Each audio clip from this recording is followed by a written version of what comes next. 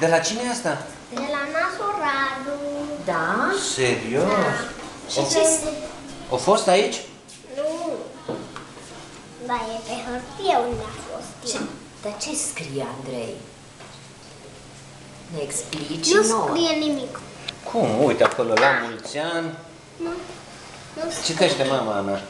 Nu citește. Nu, că ne spune Andrei. Uite, La care? vedeți semnul ăsta? Da. Rotund. Da. Ăla e nasul Radu. Da. În mijlocul oceanului. Extra. Știți pe unde a trimis asta? Pe unde a trimis-o? Printr-un delfin. Du-te, nu mă Serios? nebuni! Fantastic! Pentru ziua ta? Te iubește, probabil. Zice, la mulți ani, Andrei. Da, zice, sunt aici. Unde este? În mijlocul oceanului. Da. Fantastic. Ia!